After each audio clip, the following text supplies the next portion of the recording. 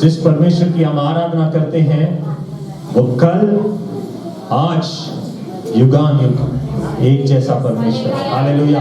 वो कभी ना बदलने वाला परमेश्वर அவர் நேற்றும் இன்றும் என்றும் மாறாதவராயிருக்கிறார், हालेलुया। अगर उसने वादा किया है तो उस वादे को परमेश्वर से पूरा करेगा, हालेलुया। जो कुछ उसके मुंह से निकला है वो बिना हकीकत में बदले वो वापस नहीं आएगा, हालेलुया। वचन में लिखा वचन देहधारी हुआ, वचन சொல்லுது வார்த்தை மாம்சமாய் மாறினது, அதே போல அவர் சொன்ன ஒவ்வொரு வார்த்தையும் உங்க வாழ்க்கையில மாம்சமாய் மாறும், ஹalleluya, ஆமென்। கர்த்தர் நல்லவர், ஹalleluya, ஆமென்। வெளிப்படுத்தின விசேஷம் 5ஆம் அதிகாரம் प्रकाशित वाक्य 5 उसके 1 से लेकर 3 तक வசனம் சொல்கிறது, சத்தியத்தை அறிவீர்கள், சத்தியம் உங்களை விடுதலையாக்கும்। तुम वचन को जानोगे, सत्य को जानोगे और सत्य तुम्हें आजाद करेगा। किसी प्रकार की बंधन में हो, किसी प्रकार की आप दुविधा में हो, कष्ट में हो, बीमारी में हो, जब आप सच्चाई को जान लोगे कि मेरी बीमारी में रहना मेरे लिए ये मेरा हक नहीं है, ये मेरे लिए नहीं है, बीमारी मेरे लिए नहीं है, गरीबी मेरे लिए नहीं है, जब आप सच्चाई को जान लोगे आप आजाद हो जाओगे, हालेलुया। नहीं எப்போ வார்த்தையை அறிகிறீர்களோ, அதை புரிகிறீர்களோ, அதை பத்தி அந்த வெளிச்சம் வருகிறதோ அந்த நேரத்துல வார்த்தை உங்களை விடுதலை ஆக்கும், ஹalleluya। பரலோகத்திலும் பார்த்தானா எல்லாத்துக்கும் ஒரே மாதிரியான ஞானம் இல்லை, எல்லாத்துக்கும் ஒரே மாதிரியான அறிவு இல்லை, அங்கேயும் வெவ்வேறான அறிவுகள் वित्यासंगल उंडे। यहाँ पे देखते हैं वचन में लिखा है जो सिंहासन पर बैठा है, வெளிப்படுத்த விசேஷம் 5ஆம் அதிகாரம் 1வது வசனத்திலிருந்து 3வது வசனத்தை வாசிப்போம்। प्रकाशित के 5 1 से लेकर 3 तक हम पढ़ेंगे। जो सिंहासन पर बैठा था मैंने उसके दाहिने हाथ में एक पुस्तक देखी जो भीतर बाहर लिखी हुई थी और वह 7 मोहर लगाकर बंद की गई थी। फिर मैंने एक बलवान स्वर्गदूत को देखा जो ऊंचे शब्द से यह प्रचार कर रहा था कि यह पुस्तक को खोलने वाला, उसकी मोहर तोड़ने वाला कौन है, परंतु ना तो स्वर्ग में ना पृथ्वी पर ना पृथ्वी के नीचे उस पुस्तक को खोलने और उस दृष्टि पर डालने के लिए योग्य नहीं निकला। तब मैं फूट कर रोने लगा, हालेलुया। वचन में लिखा है यहाँ पर यूहन्ना जो है एक दर्शन को देखता है, दर्शन में उसके सामने एक पुस्तक दिखती है और उस पुस्तक के चारों ओर मोहर लगा होता है और यूहन्ना एक स्वर्गदूत को देख के पूछता है इस पुस्तक को कौन खोलेगा। वो स्वर्गदूत बोलता है ना पृथ्वी पर ना स्वर्ग में कोई ऐसा इंसान नहीं है जो इस पुस्तक को खोल सके। जैसे ही वो इस शब्द को सुनता है वो रोने लगता है। क्या करता है? रोने लगता। लेकिन वहां पर क्या होता है, वहां पर एक और जब वो फूट कर रोने लगता है 5 में लिखा है इस पर उन पर प्राचीनों में से एक ने कहा मत रो, देखो यहूदा के गोत्र का वह सिंह जो यहूदा का मूल है इस पुस्तक को खोलने के लिए योग्य रखता है, हालेलुया। मतलब स्वर्ग में भी सबका ज्ञान में अंतर है। स्वर्गदूत के पास इतना ज्ञान नहीं है, जो लोग परमेश्वर के करीब रहते हैं उनके पास उतना ज्ञान है, हालेलुया। देखिए स्वर्गदूत जो होते हैं परमेश्वर के चारों ओर होते हैं, लेकिन ये जो प्राचीन है वो परमेश्वर के करीब होते हैं, हालेलुया। स्वर्गदूत के पास इतना ज्ञान नहीं था। जब उसने बोला तो वो यूहन्ना क्या करने लगा? रोने लगा।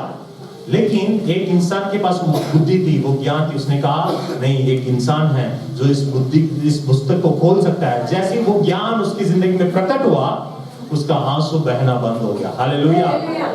வசனம் சொல்கிறது இங்க பார்க்கிறோம், அந்த புத்தகத்தை துறக்கிறதுக்கு யோவான் அந்த தரிசனத்தில் பார்க்கறாங்க, ஒரு புத்தகம் இருக்கு, அதுல சீல் பண்ணிருக்கு, யாரும் திறக்க முடியாது என்று அந்த ஒரு தேவதூதன் கிட்ட கேக்குறான்। கேக்கும்போது அவன் சொல்ற தேவதூதன் சொல்றார் பரலோகத்துல பூலோகத்துல இந்த புத்தகத்தை ஓபன் பண்றதுக்கு யாருமே இல்ல। அந்த சத்தத்தை கேட்டோனே யோவான் அழுக ஆரம்பிக்கிறான்। ஆனா பரலோகத்திலே இன்னொருத்தர் உட்கார்ந்து இருக்காரு, அவர் யாருன்னா பிரதான प्राचीन 24 மூப்பர்கள் யாருன்னா தேவ சமூகத்தில் இருக்கிறவங்க। அவர் மூப்பர் சொல்றாரு, இல்ல ஒருத்தர் இருக்காரு, அவர் வந்து இந்த புஸ்தகத்தை ஜெயம் கொள்ள அவர் பிறந்திருக்கிறார் சொல்லும் போது, அந்த ஞானத்தை பெற்றிருக்கும் போது, அந்த ஞானம் கிடைக்கும் போது அவனுடைய அழுகை என்ன ஆகுது, அப்பொழுது நின்றது. அதுதான் தான் வசனம் சொல்லுது, நீங்க சத்தியத்தை அறியீர்கள், சத்தியம் உங்களை விடுதலை ஆக்கும். சத்தியத்தை அறியாத வரைக்கும் நீங்க அழுதுட்டா இருப்பீங்க. எந்த நாளிலோ சத்தியம் உங்களுக்கு அறியப்படுதோ, அந்த வெளிப்படப்படுதோ, அதை ஏற்ற அந்த பிரகாசம் உங்களுக்கு வருகிறதோ, வாழ்க்கை வசனம் சொல்லு, உங்க அழுகை நிற்கும். அங்கே உங்களுக்கு தெரியும், இன்னிலிருந்து எனக்கு வியாதி என்னுடைய வாழ்க்கையோட ஒரு இது இல்லை, वरुமை என் வாழ்க்கையோட இது இல்ல, हिस्सा இல்ல. आपको मालूम होगा कि बीमारी मेरी जिंदगी का हिस्सा नहीं है. जब आप सत्य को जानोगे, आपको मालूम होगा गरीबी मेरी जिंदगी का हिस्सा नहीं है. जब आप वचन को जानोगे तो आप उस मन से, उस सोच से आप क्या हो जाओगे, छुटकारा पालोगे. हालेलुया. அதே போலதான் இன்றைக்கு ஒரு வார்த்தையை உங்க சமூகத்தில் வைக்க விரும்புகிறேன். आज उसी वचन को मैं आपके सामने रखना चाहता हूं, जो आपको आजाद कर सकता है, जो आपको छुटकारा दे सकता है. हालेलुया. वो है अभिषेक. क्या है? बोलो अभिषेक. बोलो अभिषेक. हालेलुया. अभिषेक के बिना आप इस राज्य में कुछ भी नहीं कर सकते. आप साधारण मसीह जी सकते हैं, साधारण मसीह के रूप में जी सकते हैं, साधारण मसीह के रूप में कलीसिया आ सकते हैं, साधारण मसीह के रूप में मर सकते हैं, साधारण मसीह के रूप में स्वर्ग में जा सकते हैं. लेकिन अगर आपको कुछ करना है, कुछ हासिल करना है, कुछ बड़ा करना है, मसीह जीवन में कुछ आगे बढ़ना है, तो आपको अभिषेक की जरूरत है. हालेलुया. இந்த ராஜ்யத்துல அபிஷேகம் இல்லாமல் நீங்க ஒன்றுமே செய்ய முடியாது. நீங்க ஒரு சாதாரணமா ஒரு கிறிஸ்துவ வாழ்க்கை வாழ்ந்துட்டு, சாதாரணமாய் சபைக்கு வந்துட்டு, சாதாரணமாய் இறந்து போய், சாதாரணமாய் நீங்க பரலோகத்துக்கு போறோம். ஆனா அபிஷேகம் தான் உங்க வாழ்க்கையில ஒரு மாற்றத்தை உண்டு பண்ணும். हालेलुया. सिर्फ अभिषेक ही आपकी जिंदगी में एक अंतर को लेके आ सकता है. हालेलुया. पहला कोरिन्थियों की किताब 4 उसके 20 में लिखा है, परमेश्वर का राज्य बातों में नहीं सामर्थ में है. 1 कोरिन्थियर 4 அதிகாரம் 20 வசனம் சொல்லுது, பரலோக ராஜ்யம் பேச்சில் இல்ல, வல்லமையில இருக்குது. हालेलुया. உங்க அடையாளமே எதுல இருக்குன்னா, உங்க வல்லமையில தான் இருக்கு. இங்க கிறிஸ்துவர்கள் இந்த அடையாளம் எதுல இருக்கு? வல்லமையில இருக்கு. ஏன்னா வசனம் சொல்லுது, நான் உங்களை பாம்புகளிலும் தேள்களையும் மிதிக்க உனக்கு என்ன கொடுத்திருக்கேன்? அதிகாரம் கொடுத்திருக்கேன். நீ என்ன பூட்டுவியோ பூலோகத்துல, அது பரலோகத்துல பூட்டப்படும். என்ன பூலோகத்துல திறப்பியோ, அது பரலோகத்துல திறக்கப்படும். हालेलुया. पर आपकी असली पहचान आपका अभिषेक है. आपकी असली पहचान आपकी सामर्थ है. क्योंकि वचन में लिखा है, मैंने तुम्हें सांपों और बिच्छुओं को कुचलने का अधिकार दिया. शैतान की सारी सामर्थ पर क्या दिया है? अधिकार दिया. जो कुछ तुम इस पृथ्वी पर बांधोगे वो स्वर्ग में बांधा जाएगा. हालेलुया. हालेलुया. यीशुविन வாழ்க்கையில பாத்தீங்கன்னா, प्रेरितों के काम 10 उसके 38 में लिखा है, அப்போஸ்தலர் 10 அதிகாரம் 38 வசனம் சொல்லுது, இயேசுவானவரை பிதாவானவர் பரிசுத்த ஆவியானவர்னாலும் वल्लभयालum अभिषेकम செய்தார். वचन में लिखा है यीशु मसीह को खुद अभिषेक की जरूरत थी. यीशु मसीह, वचन में लिखा है यीशु मसीह को पिता परमेश्वर ने पवित्र आत्मा और सामर्थ से क्या किया? अभिषेक किया. और यीशु मसीह जब वो रेगिस्तान में उपवास करके 40 दिन प्रार्थना करके जब वो बाहर आए, तो आपको मालूम है पहला प्रचार यीशु मसीह ने क्या किया? यीशु मसीह ने अभिषेक के बारे में प्रचार किया. उसने कहा, प्रभु यहोवा का आत्मा मुझ पर है, उसने मुझे सुसमाचार सुनाने के लिए अभिषेक किया. हालेलुया. இயேசுவுக்கும் அபிஷேகம் தேவைப்பட்டிருந்தது. வசனம் சொல்கிறது, ஆண்டவர் இயேசுவானவர் அந்த உபவாசம் பண்ணி அந்த வனாந்தரத்துல வெளியே வரும்போது, உங்களுக்கு தெரியுமா முதலாவது பிரசங்கம் அவர் என்ன பண்ணாருன்னு? அவர் அபிஷேகத்தை குறித்து பண்ணார். வசனம் சொல்லுகிறார், அவர் பேச அந்த ஏசாயாவின் புத்தகத்தை திருப்பி சொல்கிறார், கர்த்தருடைய ஆவியானவர் என்மேல் இருக்கிறார், சிறுமைப்பட்டவருக்கு சுவிசேஷம் சொல்ல கர்த்தர் என்னை அபிஷேகம் செய்திருக்கிறார். முதலாவது பிரசங்கம் எதை பண்ணாரு? அபிஷேகத்தை குறித்து பண்ணார். तो अभिषेक कितना जरूरी है आपको और मुझे क्या होना चाहिए? मालूम होना चाहिए। हालेलुया। अभिषेक आपकी जिंदगी में परिवर्तन को लेके आ सकता है। अभिषेक आपकी जिंदगी में हालातों को बदल सकता है। अभिषेक आपके कंधे में से जुए को तोड़ सकता है। हालेलुया। அபிஷேகம் மாத்திரம் தான் நுகங்களை என்ன செய்யும்? முறிக்கும். நீங்க சாதாரணமா கிறிஸ்துவனா வாழ்க்கை வாழலாம், மரிக்கலாம், பரலோகத்துக்கு போகலாம். ஆனா ஒரு பெரிய இம்பாக்ட் பண்ணணும்னா, ஒரு பெரிய மாற்றத்தை கொண்டு வரணும்னா அதுக்கு என்ன வேணும்? अभिषेक। हालेलुया। दो तीन वचनों को पढ़ेंगे, ரெண்டு மூணு வசனங்களை வாசிப்போம் அபிஷேகத்தை குறித்து. निकालेंगे भजन संहिता 89, भजन संहिता, मेरे साथ निकाले भजन संहिता 8 में उसके 20 से पढ़ेंगे। मैंने अपने दास संगीतम 89 अधिकारम 20 वासिपम। मैंने अपने दास दाऊद को लेकर अपने पवित्र तेल से उसका अभिषेक, ध्यान से सुनिए, अपने पवित्र तेल से उसे अभिषेक किया। ध्यान से सुनिए, जैसे ही दाऊद को परमेश्वर ने अभिषेक किया, उसके बाद क्या क्या हुआ? अगले वचन में लिखा है, मेरा हाथ उसके साथ था, मेरा हाथ उसके साथ बना रहेगा, और मेरी भुजा उसे दृढ़ रखेगी, मेरी भुजा उसे दृढ़ रखेगी, शत्रु उसको तंग करने ना पाएगा, शत्रु उसे तंग करने ना पाएगा, और न कुटिल जन उसको दुख ना कुटिल जन उसे दुख देने पाएंगे। अगला वचन, उसके शत्रुओं को मैं उसके शत्रुओं को उसके सामने नाश करूंगा, और उसके बैरियों पर विपत्ति डालूंगा। आमीन। जैसी अभिषेक उसके ऊपर आया, दाऊद के ऊपर, जैसी सामर्थ दाऊद के ऊपर आया, परमेश्वर ने कहा मैं दाऊद को कभी नहीं छोड़ूंगा, मैं उसके साथ बना रहूंगा, मैं उसकी अगुवाई करूंगा, मैं उसके चलाऊंगा, उसके दुष्टों के सामने मैं उसे जय दूंगा। हालेलुया। ஒருத்தர் தமிழ்ல வாசிப்போம். சங்கீதம் 89 சங்கீதம் 20 வசனம்.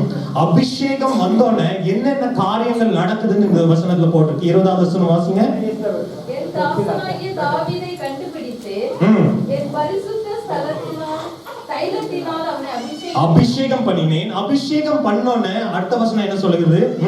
என் கை அவனோடு என் கை அவன் மேலே இருக்கும், என் புயம் அவனை பலப்படுத்தும், என் புயம் அவனை பலப்படுத்தும், சத்துரு அவனை நெருங்குவதில்லை, சத்ரு அவனை நெருங்குவதில்லை, நியாயக்கேட்டின் மகன் அவனை ஒடுக்குவதில்லை, அவன் சத்துருக்களை அவனுக்கு முன்பாக மடங்கடிப்பேன், அவனை பறிக்கிறவர்களை வெட்டுவேன், என் உண்மையும் என் கிருபையும் அவனோடு இருக்கும். ஆமென். வசனம் சொல்லுது, என் உண்மையும் என் கிருபையும் அவனோடு இருக்கிறோம். என் நாமத்தினால் அவன் கொம்பு உயரும், என் நாமத்தினால் அவர் கொம்பு உயரும். ஹல்லேலூயா.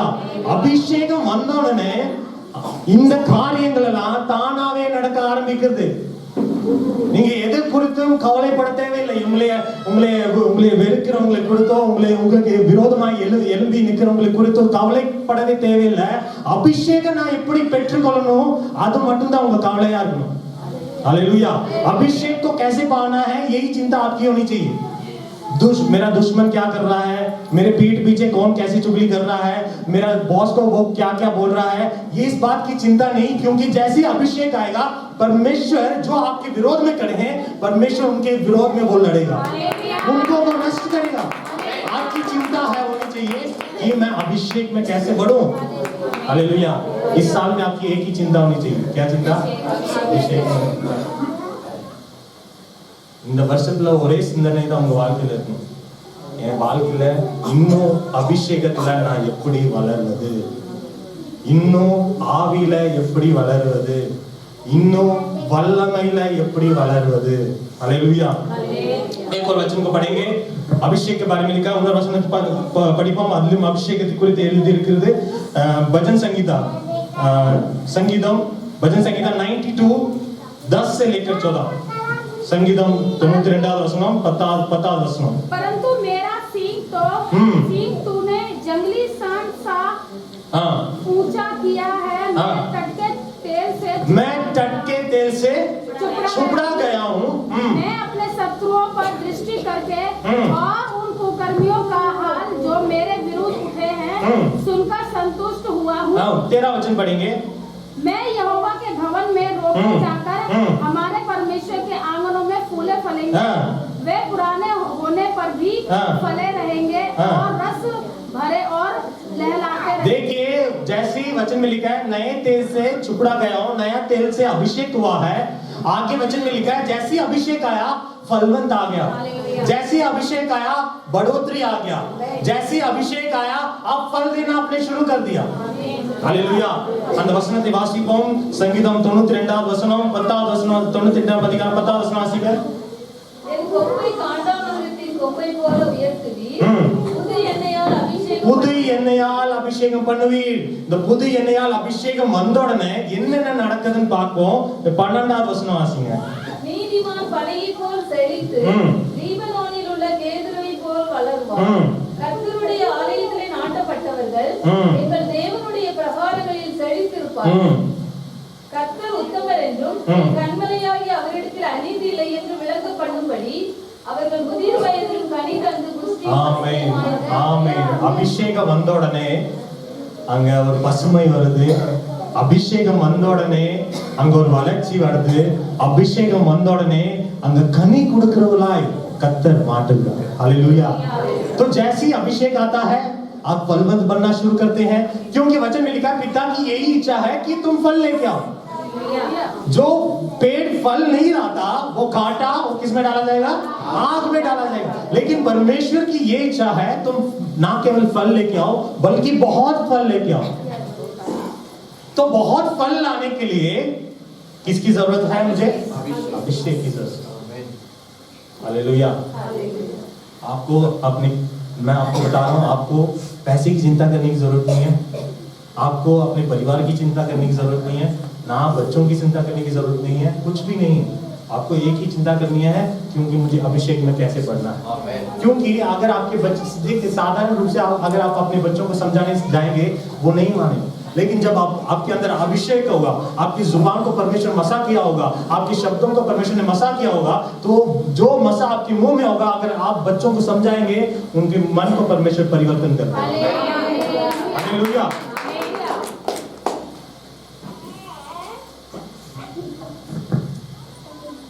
அபிஷேகம் வந்தாலே ஒரு மாற்றம் வாழ்க்கையிலும் செழிப்பு வருது, கனி கொடுக்கிறவங்களா நீங்க மாறுறீங்க, மாற்றம் கர்த்தர் இந்த வாழ்க்கையில் கொடுக்கிறார். ஹalleluya. அப்போ இந்த வருஷத்துல ஒரே சிந்தனை தான் உங்களுக்குள்ள இருக்கணும். ஆண்டவரே உன்னி அபிஷேகத்துல நான் எப்படி வளரும், உன்னி அந்த வல்லமையில எப்படி வளரும், ஆண்டவரே முழங்கால் அளவு இல்ல இடுப்பளவு இல்ல உங்க நீச்சல் ஆழத்துக்கு நான் போகணும் அப்படின்னு அந்த சிந்தனை அந்த ஆசை உங்க வாழ்க்கையில இருக்கும். ஹalleluya. ரெண்டே காரியங்களை சொல்லி நான் முடிவு பண்ணுறேன். अभिषेकத்துல வளர்றதுக்கு अभिषेक में बढ़ने के लिए मुझे क्या जरूरी है? अभिषेक में बढ़ने के लिए मुझे क्या करना जरूरी है? अगर मुझे सामर्थ चाहिए, परमेश्वर की शक्ति चाहिए, अगर मैं चाहता हूं, अगर आप चाहते हैं कि आपके मुंह बोलने से आपकी परिस्थिति बदले, आपकी प्रार्थना करने से तुरंत जवाब मिले, तो मुझे क्या करने की जरूरत है? अभिषेकத்துல வளர்றதுக்கு நான் என்ன செய்ய வேண்டும்? ஹalleluya. முதலாவது அபிஷேகத்துல வளரணும்னா உங்க कैरेक्टर கரெக்ட்டா என்ன இருக்கணும்? Character character. अगर अभिषेक में आपको बढ़ना है, जो आपका चरित्र जो है वो क्या होना चाहिए? सही होना चाहिए। प्रभु यीशु मसीह आपका स्वभाव जो है वो सही होना चाहिए। अगर आपका चरित्र सही नहीं है तो अभिषेक के बारे में आप भूल जाएंगे। अगर आपका स्वभाव सही नहीं है तो अभिषेक को आप मांगने पर भी परमेश्वर नहीं देगा, क्योंकि वचन में लिखा है वो पुराने मश्क में नया दाखरस क्या नहीं करता? नहीं उंडेलता। नया दाखरस किसमें उंडेलना चाहिए? नया मश्क में उंडेलना चाहिए। हालेलुया. உங்க வாழ்க்கையில உங்க சுபாவம் சரியில்லைனா, உங்க கேரக்டர் சரியில்லைனா அபிஷேகத்தை பெறவே முடியாது. நீங்க எவ்வளவு கேட்டாலும் ஆண்டவர் தர மாட்டார். ஏன்னா வசனம் சொல்லுகிறது அவர் அந்த தாகரசத்தை பழைய துருத்தியில் என்ன செய்ய மாட்டாராமா? ஊட்ட மாட்டார். அப்போ புதிய அபிஷேகம் வேணும்னா உங்க அந்த உங்க துருத்தி எப்படி இருக்கணும்? புதுசா தான் இருக்கணும். ஹalleluya. அப்போ உங்க சுபாவங்கள் பழைய பழைய பழைய எண்ணங்கள் பழைய பழைய சுபாவங்கள் அந்த அது மாறினாதான் நீங்க கேட்டது அந்த அபிஷேகம் கிடைக்கும். ஏன்னா ஒன்னு சொல்லுகிறேன், அபிஷேகம் வந்தா எல்லாமே வந்துடும். அபிஷேகம் வந்தா காசு வரும், அபிஷேகம் வந்தா பேர் வரும், அபிஷேகம் வந்தா எல்லாமே வந்துடும். ஆனா அதுக்கு முன்னாடி என்ன செய்யற ஆண்டவர் எதை பாக்குறாரு? कैरेक्टर। परमेश्वर आपके चरित्र को देखता है अभिषेक को पाने से पहले। क्या इसका चरित्र ऐसा है, ठीक है? क्या ये झूठ बोलता है? क्या ये चुगली करता है? क्या ये चोरी करता है? क्या ये किसी के बारे में विरोध मचाता है? जब आपका चरित्र सही नहीं है, जब आप प्रार्थना करेंगे उस चरित्र को लेकर, उस पुराने मश्क को लेकर, परमेश्वर नया दाखरस उसके अंदर क्या नहीं करेगा? नहीं उठेगा। हालेलुया। वचन में लिखा है, यीशु मसीह ने कहा मेरे नाम से तुम जो कुछ मांगोगे वो क्या करूंगा? हो जाएगा। मेरे नाम से जो भी तुम मांगोगे तुम हो जाएगा। मेरे नाम से तुम इस बड़े पहाड़ को अगर कहोगे कि यीशु मसीह के नाम से ये सरक कर गिर जाए तो क्या हो जाएगा? तुम्हारी बात को सुनकर हो जाएगा। यीशु मसीह का नाम सबसे श्रेष्ठ है और वो श्रेष्ठ नाम परमेश्वर ने हमें दिया। लेकिन अब सवाल ये है, क्या यीशु मसीह के नाम बोलने से होता है तुरंत? क्या आपकी यीशु मसीह के नाम बोलने से तुरंत परिस्थिति बदलती है?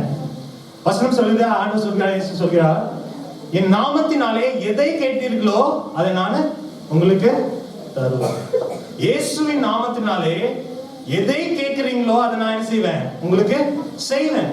இன்னொன்னு ஆண்டவர் சொல்கிறார், இந்த மலையை பார்த்து இயேசுவின் நாமத்தினாலே பெயர்ந்து போ, சமுத்திரத்துல போய் விழுகுன்னு சொன்னா அது என்ன செய்யுமாமா? கேட்குமா? இப்போ என் சவால் என்னன்னா, நீங்க இயேசுவின் நாமம் சொல்லும்போது சூழ்நிலை மாறுதா? சூழ்நிலை மாறுதா? இயேசுவின் நாமத்தை சொல்லும்போது உடனே வியாதி சுகம் ஆகுதா? ஏன்னா வசனம் சொல்லுது இயேசுவின் நாமத்துல என்ன இருக்கு? வல்லமை இருக்கு. அந்த காரியத்தை தான் உங்களுக்கு கூட நான் ஷேர் பண்ண விரும்புறேன். वही बात को मैं आपके साथ बांटना चाहता हूँ। यीशु मसीह का नाम में क्या सचमुच सामर्थ है? तो हमारे बोलने से क्यों हालात नहीं बदलते? हमारे बोलने से क्यों परिस्थितियां नहीं बदलते? हालेलुया। देखिए, यीशु का जो नाम है, वो जो ग्रीक भाषा में उसका नाम जो अर्थ है वो है अनोमा। क्या है? क्या है? अनोमा, जिसका मतलब है चरित्र। क्या है? चरित्र। यीशु का नाम का मतलब क्या है? चरित्र। जब तक आप यीशु मसीह के चरित्र में नहीं आ जाते, तब तक आप यीशु मसीह के नाम को लेकर कुछ भी बोलेंगे वो आपकी बात क्या नहीं होगी? नहीं मानी जाएगी। जब आप यीशु मसीह के चरित्र में आ जाएंगे, उसके स्वभाव में आ जाएंगे, तब आप जो भी घोषणा आप करेंगे वो आपके लिए क्या हो जाएगा? हो जाएगा। क्योंकि इस तेमान के बेटों को हमने देखा, 7 पुत्रों को देखा जो शैतान को भगाने गए थे। वो कहते हैं यीशु मसीह के नाम से क्या कर, निकल जा, लेकिन उसकी बात नहीं सुन। वो कहता है, शैतान कहता है यीशु मसीह को भी मैं जानता हूं, उसका कैरेक्टर जानता हूं, और पौलुस के कैरेक्टर को मैं क्या करता हूं? जानता हूं। हालेलुया। வசனம் சொல்லுது, இயேசுவின் நாமத்தை சொல்லும்போது என்ன வசனம் சொல்லுது? அதுல நாமத்துல அதிகாரம் உண்டு இருக்கு, அந்த நாமத்துல வல்லமை இருக்கு. அப்போ நம்ம இயேசுவின் நாமத்துல சொல்லும்போது நம்ம வாழ்க்கையில ஏன் ஒரு மறுரூபம் இல்லை? ஏன் அந்த அதிகாரத்தை பயன்படுத்தும் போது உடனே அற்புதம் நடக்க மாட்டேங்குது? அப்படி எதனாலனா, இயேசுவின் நாமத்தின் அந்த நாமம், அதுக்கு கிரீக் பாஷையில என்னன்னா அனோமா. சொல்லுங்க, என்னன்னு? அனோமா. அனோமா என்றால் கேரக்டர் அர்த்தம். என்ன அர்த்தம்? கேரக்டர். அனோமா என்னன்னு அர்த்தம்? கேரக்டர். அதுக்கு என்னன்னா, ஏன்னா இயேசுவின் நாமம் கொண்டவர்கள் அந்த காலத்துல நிறைய பேர் இருந்தாங்க. இயேசுவின் நாமத்தை கொண்டவர்கள் அந்த காலத்துல எத்தனை பேர் இருந்தாங்க? நிறைய பேர் இருந்தாங்க. बहुत सारे लोग थे जो यीशु मसीह के नाम को, उस समय यीशु मसीह के नाम को रखते थे। जैसे आज किसी का नाम सूरज हो गया और दूसरे बंदे का नाम भी सूरज हो गया, वैसे भी यीशु का नाम ऐसे बहुत सारे लोगों का था उस समय. அந்த காலத்துல இயேசுவின் நாமம் நிறைய பேருக்கு இருந்தது. நீங்க அப்போஸ்தலர் புத்தகங்கள் பாத்தீங்கன்னா ஒருத்தர் பேர் இயேசு பரபாஸ்னு ஒண்ணு இருக்கு. அப்போ இயேசுவின் நாமத்துல வல்லமை இல்ல, இயேசுவின் சுபாவத்துல வல்லமை. அல்லேலூயா. எல்லா நாமத்திலும் மேலான நாமத்தை கொடுத்த நாமத்தை உடையவர்னா எல்லா கேரக்டரையோட மேலான கேரக்டர் இயேசுவின் கேரக்டர். அல்லேலூயா. அப்போ நீங்க எப்போ இயேசுவின் சுபாவத்துல வர்றீங்களோ, இயேசுவின் கேரக்டர் வர்றீங்களோ, அப்போ இயேசுவின் வார்த்தை, இயேசுவின் நாமத்தை பயன்படுத்தும் போது அங்கதான் அற்புதம் நடக்கும். அல்லேலூயா. அங்கதான் ஒரு விடுதலை உண்டாகுது, அங்கதான் ஒரு மாற்றம் உண்டாகுது. அல்லேலூயா. तो बात किसमें है? चरित्र में। किसमें है? चरित्र में। हालेलुया।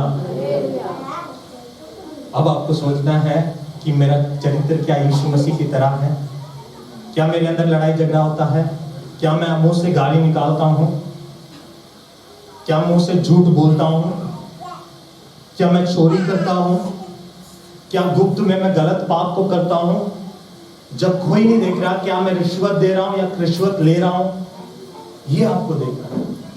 क्योंकि जब ये स्वभाव आपके, ये गंदी स्वभावें, ये गलत स्वभावें, संसारिक अभिलाषाएं जब आपके अंदर होगी, यीशु मसीह का नाम को आप प्रयोग करेंगे लेकिन वो काम नहीं करेगा। जब आप यीशु मसीह के चरित्र में कुछ भी मांगेंगे, यीशु मसीह ने कहा मेरे नाम से जो कुछ तुम मांगोगे, मतलब मेरे चरित्र में होकर जो कुछ तुम मांगोगे मैं तुम्हें उसके लिए करूंगा. हालेलुया. இப்போ நம்ம யோசிக்க வேண்டியது என்னன்னா, நம்முடைய சுபாவம் இயேசு போல இருக்கிறதா? நம்ம போய் சொல்றோமா? இல்ல நமக்குள்ள உன்னி அந்த ஈகோ இருக்கா? நமக்குள்ள உன்னி பெருமை இருக்கா? நமக்குள்ள உன்னி அந்த பொறாமை இருக்கா? நமக்குள்ள உன்னி அந்த எரிச்சல் இருக்கா? அதை வச்சுட்டு நீங்க இயேசுவின் நாமத்தை உபயோகப்படுத்தினால் அது அந்த நாமத்தினாலே உங்க வாழ்க்கையில ஒரு மாற்றமும் நடக்காது. அந்த நாமத்தினாலே உங்க ஜெபமும் கேட்கப்படாது. அல்லேலூயா. என்ன நாமம் என்றாலே அனோமா. அனோமானா கேரக்டர். அப்ப இயேசுவின் கேரக்டராய் மாறி இயேசுவின் சுபாவத்திற்குள்ள வந்து இயேசுவின் நாமத்துல நீங்க என்ன கேட்கிறீங்களோ, வசனம் சொல்லுது என் நாமத்தினால எதை கேட்டாலும் நான் உனக்கு செய்வேன். हालेलुया. मेरे नाम से जो कुछ तुम मांगोगे मैं तुम्हारे लिए करूंगा. वैसे ही एक इंसान था बाइबल में जिसने चरित्र ना होने के कारण उसने अभिषेक को किया. उसका नाम था शिमशोन. कौन था? शिमशोन.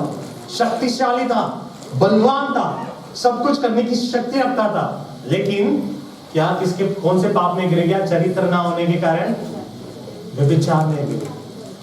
और व्यभिचार में गिरने के कारण जो उसके पास इतना अभिषेक था वो क्या हो गया? एक ही समय में निकल गया. आंखें चली गई. गुलाम होकर एक चक्की पीस रहा था और सबके सामने वो तमाशा बनकर रह गया. हालेलुया. வசனம் பைபிள் அதே மாதிரி ஒரு மனுஷனை பார்க்கிறோம். அவன் பேர் சிம்சோன். கேரக்டர்ல சில பலவீனங்கள் இருந்தனால அவன் பெற்றுக்கொண்ட நல்ல அபிஷேகத்தை என்ன செய்யலாம்? இழந்துட்டான். அல்லேலூயா. ஆண்டவர் அபிஷேகத்தை தர விரும்புகிறார். ஆண்டவர் உங்களுக்கு வல்லமையை தர விரும்புகிறார். நீங்க சொன்னா ஆண்டவர் விரும்புகிறார். நீங்க சொன்னா பிசாசு ஓடணும் விரும்புகிறார். நீங்க ஜெபிக்கும் போது வியாதிகள் சுகமாகணும் விரும்புகிறார். ஆனா அதுக்காக இயேசுவின் சுபாவத்தை நம்ம என்ன செய்யணும்? தரித்து கொள்ளணும். हालेलुया. जब हम परमेश्वर के चरित्र में बदलेंगे परमेश्वर हमें आशीष करेगा. हालेलुया. प्रकाशित वाक्य வெளிப்படுத்த விசேஷம் 21ஆம் அதிகாரம் 7வது வசனத்தை வாசிப்போம். प्रकाशित वाक्य 20:21 उसका 7. जो जय पाए वही इन पुस्तकों का वारिस होगा. वही इन वस्तुओं का वारिस होगा. वस्तुओं का वारिस होगा और उसका परमेश्वर होगा. मैं उसका परमेश्वर होगा और वह मेरा पुत्र होगा. वह मेरा पुत्र होगा. தமிழ் வாசிப்போம். வெளிப்படுத்தல் 21ஆம் அதிகாரம் 7வது வசனம். ஜெயம் கொள்ளுகிறவன் எல்லாவற்றையும் சுகந்தரித்துக் கொள்ளுவான். நான் அவன் தேவனாய் இருப்பேன். அவன் என் குமாரனாய் இருப்பான். ஹalleluya. அப்பனா இந்த சரீரத்தை நீங்க ஜெயம் பெறணும்.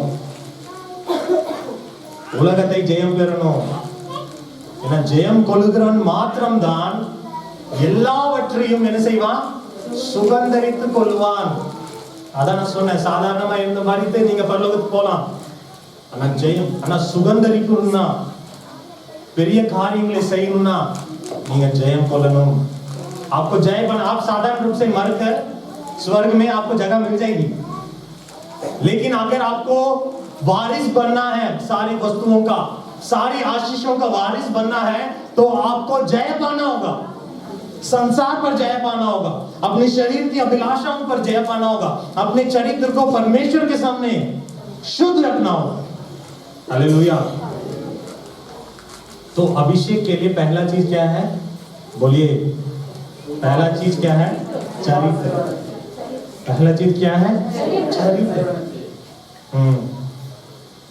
दूसरा, अभिषेक के लिए जो सबसे ज्यादा मुख्य है, ये बोलकर मैं खत्म करूंगा, बोलिए प्रार्थना। क्या है? प्रार्थना। बाइबल में जब लोग बीमार थे उन्होंने प्रार्थना किया। बाइबल में जब लोग सताए गए, डर गए थे, तब उन्होंने प्रार्थना किया। बाइबल में जब लोगों को आर्थिक घटी हुई, पैसे की कमी हुई, तब उन्होंने प्रार्थना किया। बाइबल में प्रभु यीशु मसीह ने कभी भी मनुष्यों को ढूंढ कर जाओ, मनुष्यों से मदद लेने जाओ करके कहीं नहीं सिखाया, बल्कि अपने चेलों को प्रार्थना करना सिखाया। हालेलुया। बाइबल है, அவங்க வியாதிப்படும் போது ஜெபித்தார்கள், உபத்திரவம் படும்போது ஜெபித்தார்கள், பண கஷ்டம் வரும்போது ஜெபித்தார்கள். ஆண்டவர் இயேசு கிறிஸ்து எந்த மனுஷன் கிட்ட போய் நீங்க உதவி கேளுங்கன்னு சொல்ல, அவங்களுக்கு ஜெபம் செய்ய கற்றுக் கொடுத்தார். ஹல்லேலூயா. பைபிள்ல பாத்தீங்கன்னா அப்போஸ்தலர்ல விசேஷத்தை நீங்க படித்து பாத்தீங்கன்னா, எப்ப ஜெபம் பண்ணாங்களோ பதில் அப்பவே கிடைச்சது. எப்ப கிடைச்சது? அப்பவே கிடைச்சது. பைபிள் வாசித்து பாருங்க. எப்போ வியாதியஸ்தர்கள் ஜெபம் பண்ணாங்களோ அப்பவே சுகமானார்கள். எப்போ பேதுரு அந்த தபிதாதால் ஜெபம் பண்ணாலோ அப்பவே அந்த மரண படுக்கையிலிருந்து அவர் மீண்டும் உயிரோடு எழுந்தார். அப்ப எப்போ ஜெபம் பண்ணாங்களோ அப்போ उड़ने आंडवर அவங்களுக்கு பதில் தந்தார். मतलब बाइबल में अगर आप पढ़ के देखेंगे प्रेरितों के काम में, जब उन्होंने प्रार्थना किया तुरंत जवाब है। हालेलुया। 10 दिन के बाद नहीं, 20 दिन के बाद नहीं, 40 दिन के बाद नहीं, 3 महीने के बाद नहीं, प्रकाशित प्रेरितों के काम को पढ़कर देखें, जब उन्होंने प्रार्थना किया परमेश्वर ने क्या किया? तुरंत जवाब दिया। हालेलुया। जब वो सताए गए, जब वो मारे गए, वो वचन में लिखा है वो सब लोग एक जगह होकर प्रार्थना कर रहे थे। जब वो प्रार्थना कर रहे थे, प्रभु इनके सताव को देखो, आप अपना हाथ बढ़ाओ कि अपने हाथों को बढ़ाकर लोगों को चंगा करो। जैसे उन्होंने प्रार्थना किया, वचन में लिखा तुरंत जवाब आया और उनकी नींद जो थी, उनका घर जो था, वो क्या हुआ? हिलने लगा। तो जब कभी उन्होंने प्रार्थना किया, तुरंत परमेश्वर ने जवाब दिया। हालेलुया। तो जब आप यीशु मसीह के चरित्र में होकर परमेश्वर के चरणों में प्रार्थना करते हैं, परमेश्वर तुरंत क्या करता है? जवाब को देता है। हालेलुया। இயேசுவின் சுபாவத்தை கொண்டு, இயேசுவின் நாமத்தினாலே எப்ப நீங்க ஜெபம் பண்றீங்களோ அப்போ ஆண்டவர் உங்களுக்கு பதிலை தருவார். ஹல்லேலூயா. ஆண்டவர் ரெடியா தான் இருக்கார். 10 நாளுக்கு அப்புறம் இல்ல, 2 மாசத்துக்கு அப்புறம் இல்ல, 3 மாசத்துக்கு அப்புறம் இல்ல, உடனே பதில் தர ரெடியா இருக்கார். உடனே அற்புதங்களை செய்ய ரெடியா இருக்கார். ஆனா ஒன்னு எதிர்பார்க்கிறார், உனக்குள்ள என்னுடைய சுபாவம் இருக்கிறதா? ஹல்லேலூயா.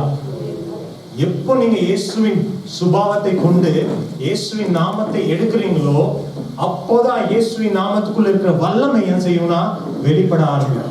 हालेलुया।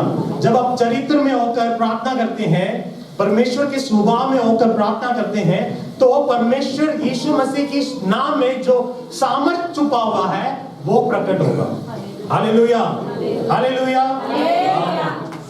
परमेश्वर भला। तो हमें किस में बढ़ना है? बोलिए। क्या आपको नींद आ रही है? क्या आप सो रहे हैं? आपकी आंखें थोड़ी थोड़ी बंद हो रही हैं, ठीक है? आप बगल में पूछें क्या आप ठीक हैं? बोले क्या अभिषेक पाने के लिए तैयार हो आप? क्या अभिषेक पाने, पूछिए बगल में, पूछिए अभिषेक पाने के लिए तैयार हो क्या आप? हालेलुया। पहला क्या बताया मैंने? कैरेक्टर, चरित्र। दूसरा क्या बताया मैंने? प्रार्थना करना है। किसमें प्रार्थना करना है ये सवाल। किसमें प्रार्थना करना है? आत्मा में प्रार्थना करना है, अन्य भाषा में प्रार्थना करना है। क्योंकि प्रभु यीशु मसीह ने कहा जब पवित्र आत्मा तुम पर आएगा तुम क्या पाओगे? सामर्थ को पाओगे। और जब पवित्र आत्मा उनके ऊपर उतरा, वचन में लिखा है वो अन्य भाषा क्या करने लगे? बोलने लगे। जब நம்ம கேளுங்க வசனம் சொல்லுகிறது, ஆண்டவர் சொல்கிறார் ஆவியானவர் உங்க மேல் வரும்போது என்ன செய்வீங்க? நீங்கள் பலன் அடைவீர்கள். ஆனா வல்லமையை பெறுவீர்கள், அபிஷேகத்தை பெறுவீர்கள். ஆனா அப்போஸ்தலர் நிருபம் 2ஆம் அதிகாரத்துல வாசித்து பார்த்தீங்கன்னா ஆவியானவர் இறங்கும் போது அவங்க ஒன்னு செய்ய ஆரம்பிச்சாங்க. அவங்க அந்நிய பாஷைகளை என்ன செய்யாங்க? பேச आरंभिचाங்க। जब उन्होंने पवित्र आत्मा को पाया तो वो क्या बोलने लगे? अन्य भाषा बोलने लगे। मैंने ये उदाहरण पहले भी दिया हुआ है कि अगर आपको कोई तोहफा देता है, क्या है? तोहफा देता है, उसके अंदर क्या है? घड़ी है। क्या है? घड़ी। आप जब तक उस तोहफे को आप खोलोगे नहीं तो उस घड़ी को लेकर आप क्या नहीं कर पाओगे?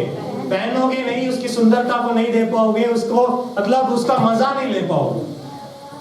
अगर उसका मजा लेना है, उसकी सुंदरता को देखना है, उसे पहनना है, उसे क्या करना पड़ेगा? खोलना पड़ेगा। तो वैसे ही परमेश्वर ने जब पवित्र आत्मा आपके ऊपर आया, सामर्थ भी आपके अंदर आ गई। आपके अंदर वरदान है। क्या है? वरदान है आपके अंदर। 9 के 9 वरदान। लेकिन उसे खोलने के लिए परमेश्वर ने क्या दिया है? अन्य भाषा दिया है। अन्य भाषा उस बक्से की तरह है, और जो अंदर जो वॉच है वो एक वरदान की तरह है, अभिषेक की तरह है। जब आप अन्य भाषा बोलना शुरू करते हैं, अन्य भाषा में प्रार्थना करना शुरू करते हैं, आप क्या करते हैं? उस बक्से को खोलते हैं। उस बक्से को जब खोलते हैं, उसके अंदर की अभिषेक आपकी जिंदगी में प्रकट होना शुरू होती है, उसके अंदर की वरदान आपकी जिंदगी में प्रकट होना शुरू होती है। हालेलुया। कितने लोगों को समझ में आ रहा है? नहीं, இப்போ இந்த உதாரணத்தை சொல்றேன். ஆவியில ஜெபம். வசனம் சொல்லுது, ஆண்டவர் சொன்னார் ஆவியானவர் வரும்போது நீங்க என்ன செய்வீங்க? பலன் அடைவீங்க, நீங்க அபிஷேகத்தை பெற்றுக்கொள்வீங்க, நீங்க வல்லமையை பெற்றுக்கொள்வீங்க. ஆனா ஆவியானவர் முதல் இறங்கும் போது அவங்க பெற்றுக்கொண்டது என்னன்னா அந்நிய பாஷைகளை பெற்றுக்கொண்டாங்க. என்ன உதாரணம்னா, உங்களுக்கு ஒருத்தங்க gift கொடுக்குறாங்க, அந்த gift வந்து ஒரு பாக்ஸ்ல ஒரு வாட்ச் கொடுக்குறாங்க. அந்த பாக்ஸை நீங்க ஓபன் பண்ணும்போது தான் அந்த வாட்சை நீங்க போட முடியும், அதை அனுபவிக்க முடியும். அப்படிதானே? அந்த வாட்ச், அந்த பாக்ஸ் ஓபன் பண்ண முடியுதா? ஓபன் பண்ணாதான் அதுக்குள்ள இருக்கிற அந்த வாட்சை என்ன செய்ய முடியும்? எடுக்க முடியும், அதை போட முடியும். அதே போலதான் ஆவியானவர் எப்போ உங்களுக்குள்ள வந்தாரோ அப்போவே உங்களுக்குள்ள அபிஷேகமும் வந்து விட்டது. ஆவியானவர் எப்போ உங்களுக்குள்ள வந்தாரோ அப்போவே உங்களுக்குள்ள வரங்கள் வந்து விட்டது. ஆனா அந்த வரங்களும் அந்த அபிஷேகமும் அந்த வாட்ச் மாதிரி. அந்நிய பாஷை என்னன்னா, அந்நிய பாஷை பாக்ஸ் மாதிரி. நீங்க எப்போ அந்நிய பாஷையில பேச ஆரம்பிக்கிறீங்களோ ஜெபிக்க ஆரம்பிக்கிறீங்களோ, நீங்க அந்த பாக்ஸ் என்ன செய்றீங்க? திறக்கிறீங்க. இந்த பாக்ஸை திறக்க அந்நிய பாஷை பேச உள்ள இருக்கிற வரங்கள் வெளிப்பட ஆரம்பிக்கும். हालेलुया। तो जब आप बॉक्स को खोलना शुरू करेंगे, अंदर की अभिषेक क्या होगा? बाहर आना शुरू होगा। हालेलुया। तो आपको जाते समय क्या करना है? अन्य भाषा में बोलना है। आपको बैठ रहे हैं, आप अन्य भाषा में बोल रहे हैं, आपको नहीं मालूम क्या बोल रहे हैं। ये ना केवल परमेश्वर से संपर्क करने की भाषा है। वचन में लिखा है जो अन्य भाषा में बोलता है वो किससे बात करता है? आत्माओं से बात करता है, परमेश्वर से संपर्क करता है। ना केवल अन्य भाषा परमेश्वर से संपर्क करने की भाषा है, बल्कि अन्य भाषा आपके अंदर की अभिषेक को खोलने की भाषा है। हालेलुया। जब आप अन्य भाषा में बोलते हैं, आप अपने अंदर के अभिषेक को क्या करते हैं? खोलते हैं। आप अपने अंदर के वरदानों को क्या करते हैं? खोलते हैं। हालेलुया तो அபிஷேக் நீங்க அந்நிய பாஷையில பேசும்போது அந்த பாக்ஸ் என்ன செய்யுங்க திறக்குறீங்க அந்த பாக்ஸை திறக்க அந்த அந்நிய பாஷை பேச உங்களுக்குள்ள இருக்கிற அந்த வல்லமை வெளிப்பட ஆரம்பிக்கும் உங்களுக்குள்ள இருக்கிற அந்த அந்த அந்த வரங்கள் வெளிப்பட ஆரம்பிக்கும் ஹalleluya அப்போ நான் என்ன செய்யணும் நான் போகும்போது அந்நிய பாஷை நடக்கும்போது அந்நிய பாஷையில பேசணும் நான் உட்கார்ந்து இருக்கும்போது அந்நிய பாஷையில பேசணும் அந்நிய பாஷை வெறும் ஆண்டவர் கூட ரகசியம் பேசுகிற பாஷை மாத்திரம் அல்ல அது உங்களுக்குள்ள இருக்கிற அபிஷேகத்தை தூண்டி விடுகிற பாஷை அதனாலதான் பவுல் தீமோத்தி பார்த்து சொல்றான் உனக்குள்ள அபிஷேகம் வந்ததே என்ன செய் அதை பற்றி வை அதை வந்து அனல் மூட்டி எழுப்பு எப்படி எழுப்ப சொன்னாரு அதனாலதான் பவுல் சொல்றாரு I speak ना सबसे ज्यादा अन्य भाषा में प्रार्थना करता हूँ पौलुस சொல்றாரு அதிகமாய் अन्य भाषाல ஏன் பேசுறேனா எனக்குள்ள இருக்கிற அபிஷேகம் அதனால என்ன செய்ய வெளிப்பட ஆரம்பிக்கிறது ஆமென் हालेलुया पौलुस कहता है मैं सबसे ज्यादा अन्य भाषा में इसलिए प्रार्थना करता हूँ क्योंकि मुझे मालूम है ये एक भाषा है जो अंदर की वरदानों को क्या करता है खोलता है अंदर की सामर्थ्य को क्या करता है खोलता है हालेलुया तो अभिषेकத்துல வளர்றது முதலாவது என்ன வேணும் पहला क्या चाहिए चरित्र चाहिए किसके जैसा चरित्र चाहिए यीशु मसीह की तरह चरित्र चाहिए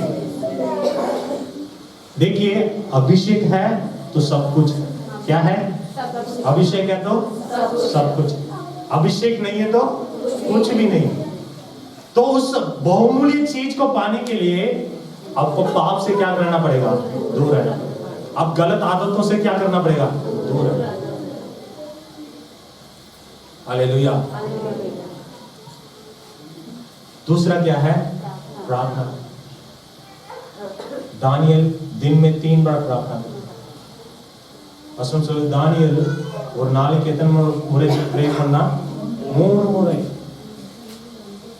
முறை ஜெபித்தனாலதான் அவன் ரெண்டு ராஜாக்கள் வாழ்ந்த காலத்துல ரிலவெண்டா இருந்தான் ரெண்டு ராஜ்யத்தை பண்ண ராஜாக்கள் மத்தியில அவன் பேரு அப்படியே இருந்தது ஏதாச்சும் ராஜாக்கு ஏதாச்சும் பிரச்சனைனா யாரை தான் கூப்பிடுவாங்க தானியேல் தான் கூப்பிடுவாங்க அப்போ जब हम प्रार्थना करेंगे अपने अंदर के अभिषेक को खोलेंगे आपके द्वारा चमत्कार होगा हालेलुया प्रभु यीशु मसीह ने तभी कहा तुम मुझसे भी बड़े-बड़े काम करोगे ये मजाक में परमेश्वर ने नहीं कहा अगर परमेश्वर ने मुर्दे को जिलाया तो वही शक्ति परमेश्वर ने हमें भी दिया है वही शक्ति को उसी के हमें हमारे द्वारा भी परमेश्वर ऐसे कर सकता है अगर परमेश्वर ने लंगड़े को चलाया तो हमारे द्वारा भी परमेश्वर लंगड़े को क्या कर सकता है क्योंकि तुम मुझसे भी बड़े-बड़े काम करोगे ये खुद यीशु मसीह के मुंह से निकला हालेलुया लेकिन यीशु मसीह के ऊपर क्या था अभिषेक था यीशु मसीह के ऊपर क्या था इसलिए अपने चेलों से प्रभु यीशु मसीह ने कहा तुम कुछ भी हो जाओ जब तक तुम अभिषेक तुम्हारे सिरों पे ना उतरे तब तक यरूशलेम में ठहरे रहो அதனால இயேசு சொன்னார் என்ன ஆனாலும் பரவாயில்லை அந்த பரலோகத்துல இருந்து அந்த அபிஷேகம் வர வரைக்கும் நீங்க என்ன செய்யுங்க எருசலேம்லயே இருங்க எங்கேயும் போயிடாதீங்க ஆனா ஆண்டவருக்கு தெரியும் அபிஷேகம் இல்லாமல் நீ என் கூட இருக்கும்போது நீ அற்புதங்கள் செய்தது உண்மைதான் ஆனா நான் போனோன்னே உனக்கு ஒண்ணு தேவை ஆவியானவருடைய அபிஷேகம் தேவை हालेलुया जब तक तुम मेरे साथ था तूने बीमारों को चंगा किया जब तक मैं तेरे साथ था तूने मुर्दों को जिलाया लेकिन अब मैं जा रहा हूं तुझे अभिषेक की क्या है हालेलुया पहला किसकी है पहला क्या है चरित्र यीशु मसीह का चरित्र यीशु मसीह के नाम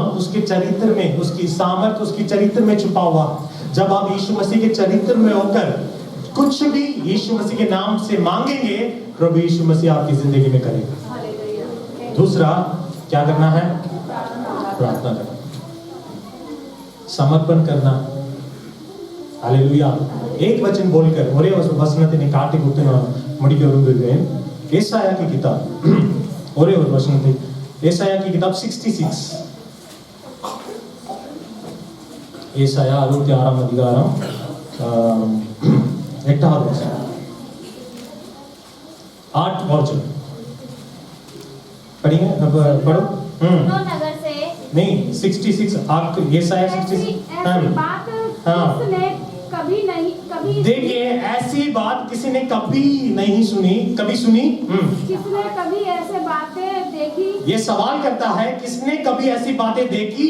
क्या देश एक ही दिन में उत्पन्न हो सकता है? सवाल करता है क्या देश एक ही दिन में उत्पन्न हो सकता है?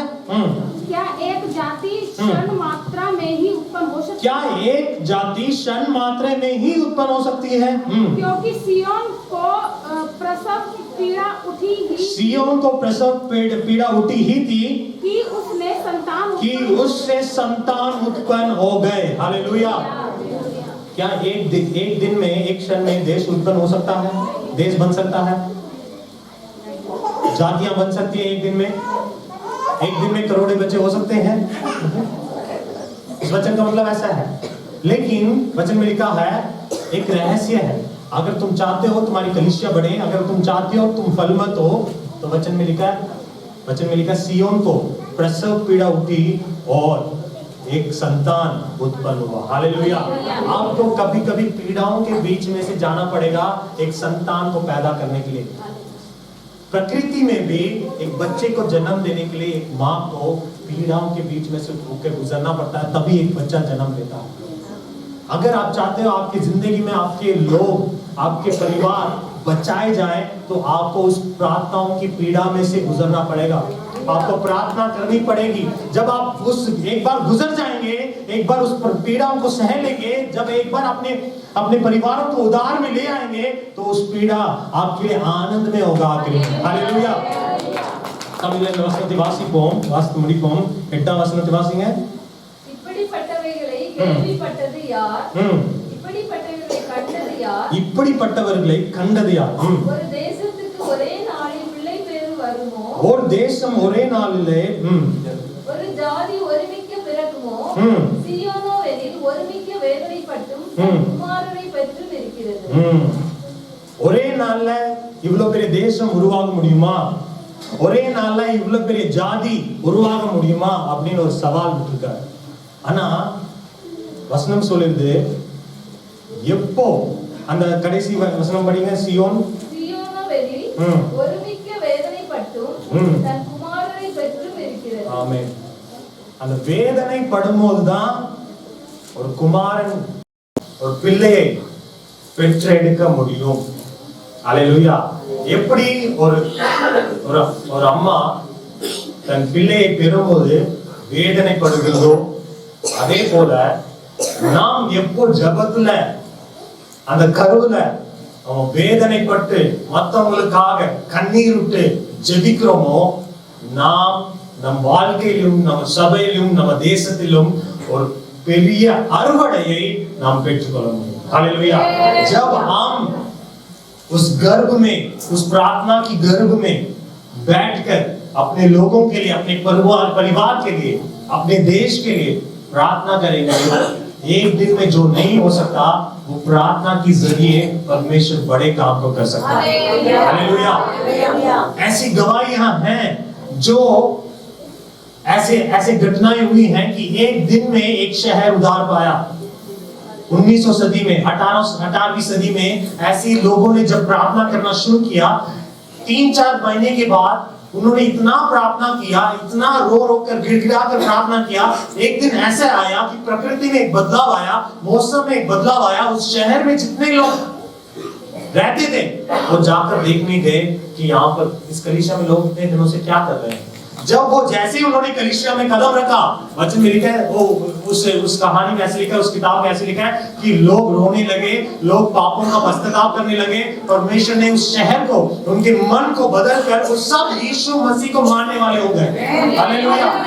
जब हम प्रार्थना करेंगे, जब हम गिड़गिड़ाएंगे, जब हम रोएंगे, परमेश्वर जो एक दिन में नहीं हो सकता, परमेश्वर एक जो सालों में नहीं हो सकता, परमेश्वर एक दिन में कर सकता। तभी वचन में लिखा है किसी भी बात की चिंता मत करो, बल्कि हर बात के लिए प्रार्थना, निवेदन, धन्यवाद के साथ परमेश्वर के चरणों में उपस्थित किया जाए। आपको प्रार्थना करना, आपको अन्य भाषा में प्रार्थना करना, अपने चरित्र को शुद्ध रखना, अपने चरित्र को सीधा रखना, जब आपको देखें तो बोलना चाहिए ये मसीह लोग हैं। आपको देखकर पीठ पीछे बाहर अच्छा बोलकर पीठ पीछे गलत नहीं बोलना चाहिए। आपको देखकर बोलना चाहिए कि ये मसीह लोग हैं, कलीसिया में जाते हैं, इनके साथ तुम ऐसे बातें मत करो। जब लोग आपके पास खड़े होते हैं ना, वो आपको देखकर गालियां नहीं देनी चाहिए। क्या नहीं करना चाहिए? वो मालूम होना चाहिए कि इसके अंदर अभिषेक, और उनको मालूम होना चाहिए इसके अंदर परमेश्वर रहता। हालेलुया। जब आप अभिषेक में बढ़ेंगे, सामर्थ में बढ़ेंगे, परमेश्वर एक बहुत बड़े परिवर्तन को आपकी जिंदगी में लेके आएगा। हालेलुया।